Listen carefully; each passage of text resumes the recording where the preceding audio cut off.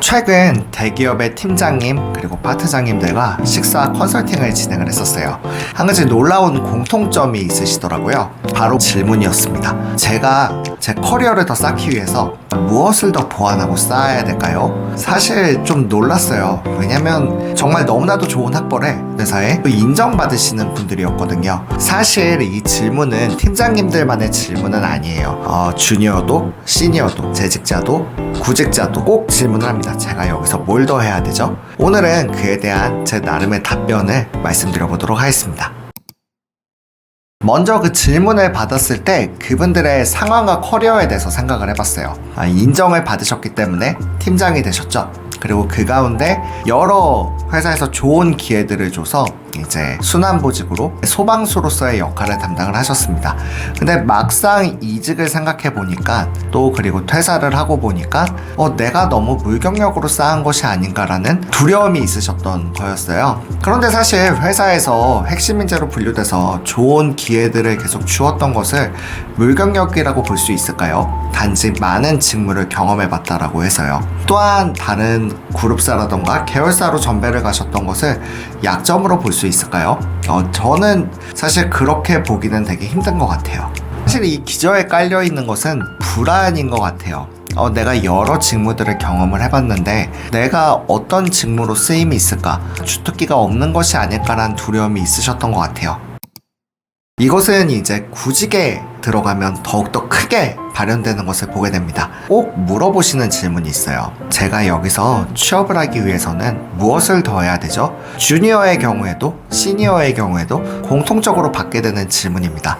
그때 저는 드리는 답변이 되게 심플해요. 재직 중이신 분들한테는 지금 있는 직무에서 성과를 쌓으세요. 왜냐면 누차 말씀드렸듯이 이직의 재료는 결국 경력이기 때문입니다. 경력을 바꿀 수 있는 것은 아무것도 없어요. 반대로 그 논리를 그대로 가져온다라고 하면 구직 중에 하실 수 있는 것은 제가 볼 때 크게 많지 않아요. 제가 오늘 상담해드렸던 시니어분도 그러셨어요.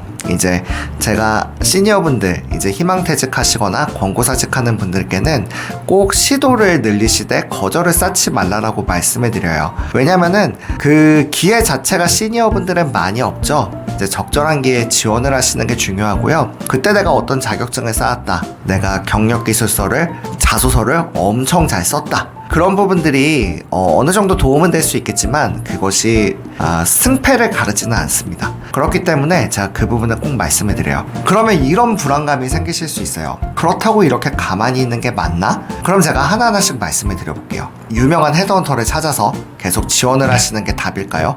저는 아니라고 생각해요. 왜냐면 그분도 포지션이 있어야지 제안해 줄 수 있습니다. 여러분이 이제 사람인이나 자코리아 그리고 링크드인, 리멤버에 여러분의 이력을 올려놨어요.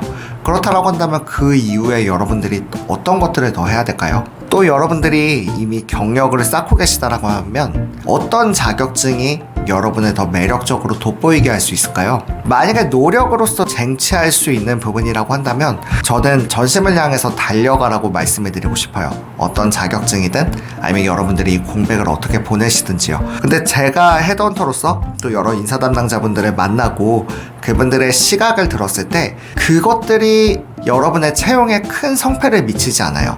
MBA를 다녀왔다? 주니어에서 경력을 바꾸는 데는 필요하죠. 하지만 시니어에게는 어떤 의미가 있을까요? 두 번째로, 여러분이 어떤 자격증을 딴다? 변호사나 회계사나 필수적인 자격증, 기사라던가 이런 것을 따는 것은 필요하겠죠. 근데 일반적인 자격증이 합격을 좌우하는데 얼마나 도움이 될까요? 영어 성적을 늘렸다. 영어를 쓰시는 환경이라면 어차피 그 점수를 보진 않아요. 그것이 여러분의 성패를 가르지 않아요. 중요한 것은 영어 성적이 몇 점이냐가 아니라요. 여러분이 그 환경에서 영어로 문제를 풀 수 있는가 이거든요.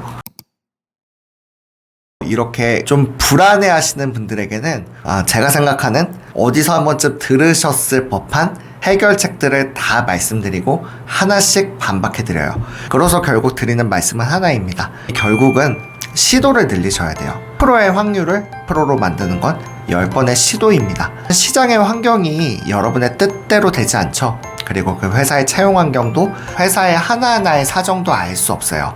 여러분이 탈락을 마주할 때 가장 좋은 선택은 그냥 흘려버리시는 거예요. 나랑 맞지 않는구나. 근데 가장 안 좋은 선택은 그 거절을 계속 나한테 쌓아두는 겁니다. 탈락이 계속 쌓이게 되면 자존감이 떨어지게 되죠. 그러다 보면 몇 가지 증상들이 있습니다. 일단 이 이력서가 상당히 두꺼워져요. 자소서가 거의 막 3장, 4장 이렇게 됩니다. 되게 정성 들여 쓰셨다라고 스스로에게 위안을 받을지는 모르겠어요. 하지만 남이 볼 때는 여유 없고 절박해 보이기 쉽습니다. 자칫 아예 읽지도 않을 확률이 상당히 높아요. 면접을 진행하게 된다라고 하면 자존감이 떨어진 상태에서 절박함까지 가지고 가면요, 사실 상대방에게 매력적으로 보이기가 상당히 힘들어요. 우리가 누군가 남녀를 만날 때, 어떤 사람을 만날 때, 또 전화를 받을 때 이 첫 문장, 첫 마디, 어조로 판단하는 것처럼 이미지를 받아들이기 쉽습니다. 그러면 이것도 하지 말라고 하고 저것도 하지 말라고 하고 어떻게 하라는 거예요? 답변을 드리자라고 하면 저는 스스로를 객관적으로 보시면 좋을 것 같아요. 객관적으로 보시라고 하는 것은 우리는 흔히 구직 과정을 할 때 부정적인 감정에만 먹이를 주는 경우가 많아요. 몇 번의 탈락을 마주하다 보면 나는 쓰임이 없는 거 아닌가? 나는 이직이 어려운 거 아닌가? 나 괜히 나왔나? 객관적이라고 하는 말은 너무 긍정적으로, 그것보다는 또한 너무 부정적으로만 보시지도 않으셨으면 좋겠어요. 그래야 여러분이 끊임없이 시도하실 수 있고요. 그래야지 여러분들이 면접할 때 대등한 입장에서 대화를 할 수가 있어요. 그리고 제가 생각하는 채용은 결국 같이 일할 동료를 뽑는 과정이에요. 같이 일할 동료가 뭔가 주눅 들어있고 스스로도 확신이 없다라고 한다면 그것이 남에게 어필될 수 있는 확률은 사실 0에 수렴할 겁니다. 그렇기 때문에 여러분들이 먼저 스스로를 객관화하셨으면 좋겠어요. 절대 부정적인 것에만 먹이를 주지 않으셨으면 좋겠습니다.